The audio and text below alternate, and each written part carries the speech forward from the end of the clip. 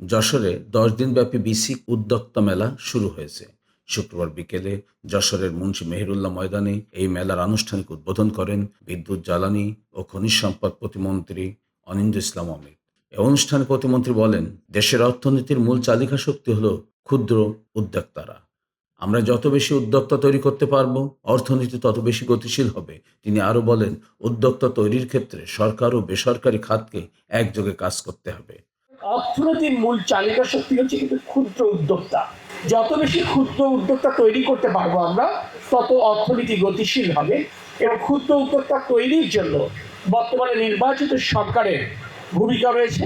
বিশেষ করে যুব বিষয়ক মন্ত্রণালয়, মহিলা বিষয়ক মন্ত্রণালয় এই ক্ষুদ্র উদ্যোক্তা তৈরির জন্য যথাযথ প্রশিক্ষণ এবং স্পেশাল ফান্ড অ্যারেঞ্জ করা হয়েছে, যেখানে বিনা সুদে এই সমস্ত ক্ষুদ্র উদ্যোক্তাদেরকে আমরা তাদের উদ্যোক্তা তৈরি করবার জন্য প্রাথমিক যে পুঁজি তার একটি সরবরাহ করতে সমর্থ হই। সবকিছু মিলে আমি যে কথা বললাম, যদি সরকার এবং বেসরকারি খাত হাতে হাত ধরে এগিয়ে যেতে পারি, তাহলে ইনশাল্লাহ দেখবেন আগামী 5 বছর পরেই এই বাংলাদেশের চেহারা ইনশাল্লাহ পাল্টে যাবে। যশোরের ঐতিহ্যবাহী সূচি শিল্পের গৌরবোজ্জ্বল অতীতের কথা স্মরণ করিয়ে দিয়ে প্রতিমন্ত্রী আধুনিক প্রযুক্তির সাথে তাল মিলিয়ে সমসাময়িক ডিজাইন ও মানসম্মত কাঁচামাল ব্যবহারের মাধ্যমে এই শিল্পের হারানো সুনাম ফিরিয়ে আনার আহ্বান জানান। যশোরে তো নারীদের কাজের একটি অতীত ঐতিহ্য রয়েছে। যশোরের সূচি শিল্প একটা সুনাম একটা সময় ছিল, কিন্তু এটাও সত্য যে সময়ের বিবর্তনে আধুনিক প্রযুক্তির সাথে হয়তো আমাদের মা বোনরা তাল মেলাতে না পারবার কারণে কিছুটা হলো পিছিয়ে গেছে।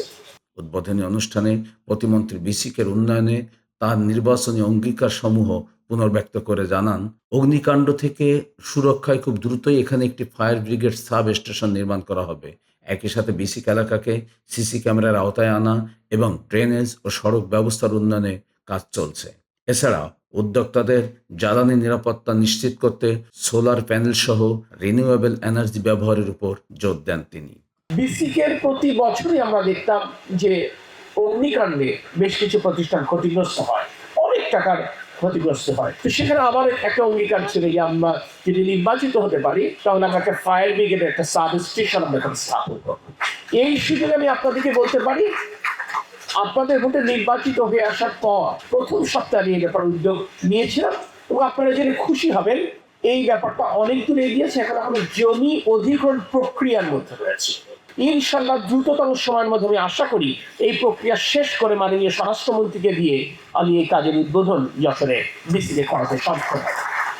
60টি স্টল নিয়ে আয়োজিত এই মেলা আগামী 10 দিন সর্বসাধারণের জন্য উন্মুক্ত থাকবে। তাছাড়া প্রতিদিন সন্ধ্যায় মেলা উপলক্ষে থাকবে আকর্ষণীয় সাংস্কৃতিক অনুষ্ঠান।